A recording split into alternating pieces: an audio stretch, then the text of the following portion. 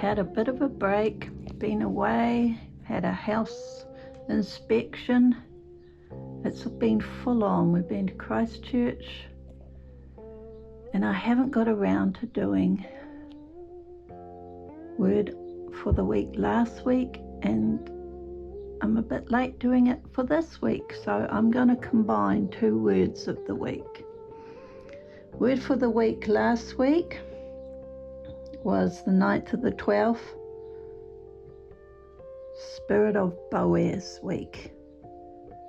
The Lord started speaking to me about the Spirit of Boaz beginning of the week. And it was a really interesting study or look at Spirit of Boaz. He's mentioned all through the book of Ruth and the story of Ruth in the Old Testament. And he's listed as a type of Jesus. Same spirit and the same family line that Jesus came through. And his name is speaking of strength, kindness, generosity, unwavering responsibility. He was a worthy man. He had a good reputation, proven by his actions. His name was on one of the pillars in Solomon's temple. Really interesting. He was a pillar, all right, and he was the type of Jesus, a pre-type. And it's funny, that's the line that Jesus came down through. If he hadn't married Ruth, who'd come into the family of Naomi, if he hadn't seen her in that field and married her when she approached him in the threshing floor, don't know what would have happened. But that was the line that Jesus chose to be born out of. Amazing story, Ruth. So read the book of Ruth if you haven't read it lately. It's very interesting. And that the spirit of the man that took on so much responsibility for another man who had died's family and lifted up everything. He raised the roof, and that was awesome. Gave a lot of covering for Naomi. When Obed was born into that household, rejuvenated Naomi, brought her back to faith and hope. Rejuvenated an old woman. It's an amazing story, and the influence he had. They bothered to write a book about him and Ruth, and the spirit of Ruth. So yeah, last week was all about the spirit of Boaz. And we carry that same spirit in our genes, our spiritual household genes. That's the household we're part of. And he was a pillar. They even named a pillar after him in Solomon's temple. Amazing. So that was last week. Boaz, spirit of Boaz. This week, 16th of the 12th, start of this week, Monday, 16th of the 12th. And it's another interesting one. It's requirements. Requirements week. It just fascinated me. I was sitting, the Lord's just taking me over at times and speaking straight through me in the oddest places.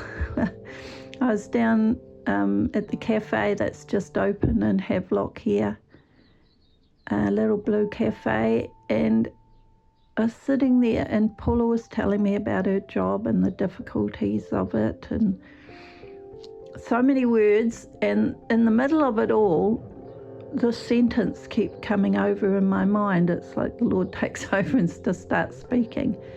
And I thought, he wants to say something to her. And so I put my hand up, the old stop signal, in the middle of her conversation, the middle of the cafe. Stop. The Lord wants to say something to you, Paula. So she goes all quiet. And the Lord just said through me, I don't require this of you. And what he was saying to her is, I don't require you to stay at your job and suffer through for Jesus. And she just stopped and burst into tears. And just at that moment, the lady brought my order of spring rolls. She must have wondered what was going on. But the Lord he just breaks through. It's getting stronger and stronger, and he just wants to say something. And it just struck me at that point, how many requirements that are nothing to do with God that we put on ourselves, we put on others, others put on us. And we need to check ourselves. We think we have to do the same thing we've done in the past and repeat it, and we don't necessarily need to. God might not be saying that to us. He may not be requiring that of us just because we did it that way last time, just because that's the way it's always been done. That may not be his requirement. That might be ours or somebody else's, or something else that has been set. And the word requirements, I looked up, a thing that is needed or wanted, a thing that is compulsory, a necessary condition. Another word for requirements, there's all these other words: concern, condition, demand, need, obligation, precondition, prerequisite, provision, qualification, specification, stipulation. There's all these words. If you do the Google and look it up, it's very interesting. But what struck me is, how many are we putting on ourselves, and how many is the Lord requiring of us? And I thought, Lord, what do you require of us? The prerequisite requirement, when they asked the Lord, he said, love the Lord with all your heart, mind, spirit, soul, body, and love one another. That was a requirement. That is a requirement. But any others, you need to check. This is the relationship we have with him. It's a living, daily relationship. We need to check. What does he require? And what are we requiring, and what are we putting on ourselves and others?